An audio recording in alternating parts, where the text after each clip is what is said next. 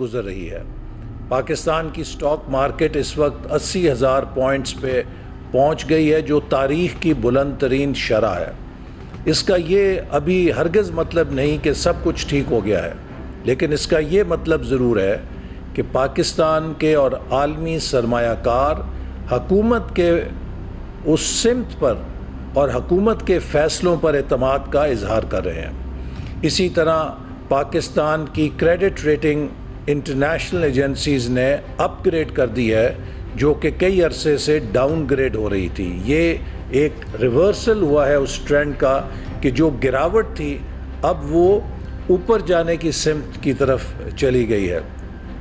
اسی طرح پاکستان کے عوام جو ہوش ربا مہنگائی میں گرفتار تھے، حالیہ تخمینوں کے مطابق افراط زر کی شرح پہلی بار ڈبل فگر سے کم ہو کے سنگل فگرز میں 9.5% پر آ گئی ہے۔ اس کا مطلب یہ ہے کہ جو مہنگائی کا پورا ایکسلریٹر دبا ہوا تھا، وہ ایکسلریٹر سے پیر ہٹ گیا ہے۔ جو مہنگائی 38 اور 40% کی شرح سے جس میں اضافہ ہو رہا تھا، اس میں اضافہ ہونے کی شرح 9.5% پر آ گئی ہے، جس سے قیمتوں میں ٹھہراؤ پیدا ہونا شروع ہو گیا ہے۔ اور اسی کے نتیجے میں حالیہ دنوں میں اسٹیٹ بینک نے ابھی تازہ ترین 2% پالیسی ریٹ کم کیا ہے، جس سے پاکستان میں کاروبار اور بزنس کو دوبارہ تیز کرنے میں مدد ملے گی۔ یہ وہ تمام اشاریے ہیں کہ جو ڈومیسٹکلی پاکستان کی ان اصلاحات کے نتیجے میں اثرات دکھا رہے ہیں جو حکومت نے شروع کی ہیں۔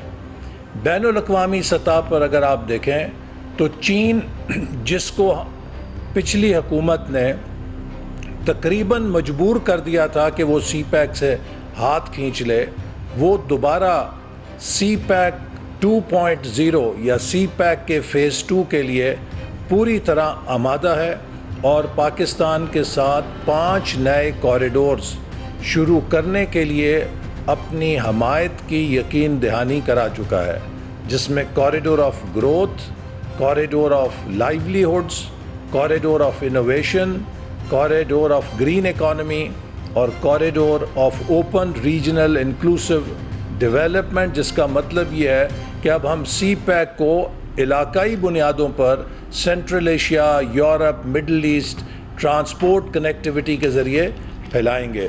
یہ ایک نیا ایمبیشس پروگرام ہے جس کے لیے پاکستان اور چین اب کمر بستہ ہیں کہ ہم ایک بار پھر سی پیک کو پاکستان کی معیشت کے لیے ایک نئی سپورٹ لائن بنائیں۔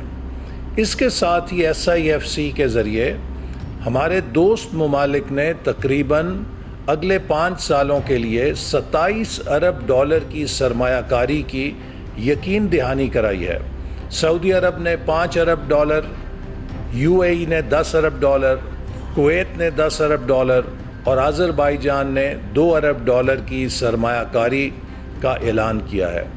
یہ وہ ایکسٹرنل اپرچونٹیز ہیں کہ جو اب پاکستان کے دروازے پہ دستک دے رہی ہیں۔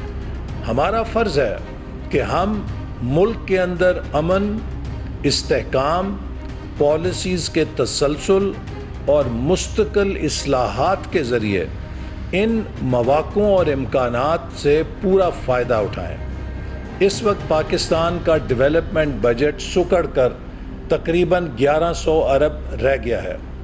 یہ ہمارے کل اخراجات کا 4% ہے، جبکہ 2018 میں جب ہم نے حکومت چھوڑی تو پاکستان کا ڈیولپمنٹ بجٹ 1000 ارب تھا، جسے 2013 میں 340 ارب سے بڑھایا گیا تھا۔ گویا کہ 5 سالوں میں تقریباً 2.5-3% ترقیاتی بجٹ میں اضافہ ہوا، جس سے ہم نے 5 سالوں میں 3200 ارب روپے کے ترقیاتی منصوبے ملک کے اندر مکمل کیے، جن میں توانائی کے منصوبے تھے، جن میں انفراسٹرکچر کے منصوبے تھے، جن میں ہیومن ریسورس، ہائر ایجوکیشن کے منصوبے تھے، جس میں سی پیک کے منصوبے تھے۔ اور آج بدقسمتی یہ ہے کہ 6 سال کے بعد بجائے یہ کہ ہمارا ترقیاتی بجٹ 2500 یا 3000 ارب کے قریب ہوتا، رینج میں ہوتا، وہ فقط تقریباً اسی سطح پر ہے جہاں یہ 6 سال پہلے ہم نے چھوڑا تھا. اور اگر آپ 2018 کی قیمت پہ اس کو لے کر جائیں تو شاید یہ آج کا 1100 ارب 2018 کے 400 ارب کے برابر ہوگا.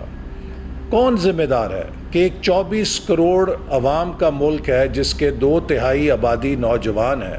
ہم نے نوجوانوں کے مستقبل کے لیے، ملک میں تعلیم کے لیے، انفراسٹرکچر کے لیے، ڈیجیٹل ٹیکنالوجی کے لیے، ایک ٹیکنو اکانومی بنانے کے لیے، ملک میں جدید معیشت کی بنیاد رکھنے کے لیے جو انویسٹمنٹس کرنی ہیں، جو ریسرچ کرنی ہے، اس کو کہاں سے فنڈز آئیں گے؟ بدقسمتی سے پی ٹی آئی کی حکومت نے جب 2022 میں حکومت چھوڑی تو یہ ترقیاتی بجٹ کا حجم تقریباً 700 ارب روپیہ تھا، یعنی کہ جہاں ہم چھوڑ کر گئے تھے اس سے بھی کم ہو چکا تھا.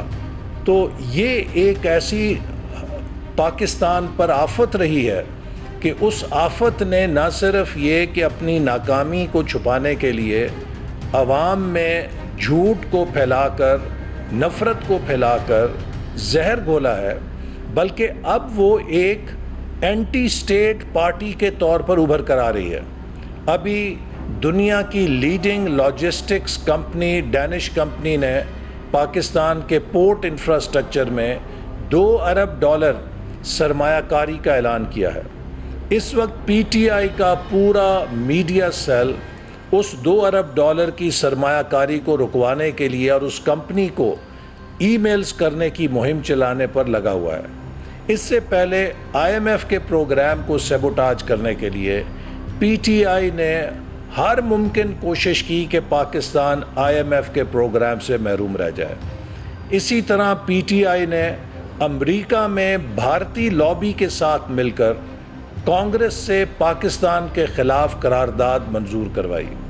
اسی طرح برطانیہ کے ہاؤس آف لارڈز میں جا کر پاکستان کی داخلی سیاست میں برطانوی مداخلت کا دروازہ کھولنے کے لیے وہاں پر صبح شام لابنگ کرتے رہے. میں سمجھتا ہوں کہ سیاست اور ریاست میں ایک فرق ہوتا ہے. جب کوئی جماعت اپنی سیاست کو ریاست سے اوپر کر دے تو وہ پھر ریاست کی دشمن بن جاتی ہے، وہ اینٹی اسٹیٹ بن جاتی ہے. اس وقت پاکستان کو امن اور استحکام کی ضرورت ہے اور اس کے لیے مسلم لیگ نون کی حکومت ایک ریفارم ایجنڈے پہ کام کر رہی ہے، جہاں ہم معیشت کے اندر اصلاحات لے کر آ رہے ہیں. اور اس کے لیے آپ نے دیکھا کہ جو حکومت کے اندر غیر ضروری اخراجات ہیں ان میں تخفیف کی جا رہی ہے، ٹیکس ایڈمنسٹریشن کے اندر اصلاحات کی جا رہی ہیں. آتش نیوز پاکستان کے سب سے بڑے نیوز نیٹ ورک کا حصہ بننے کا سنہری موقع.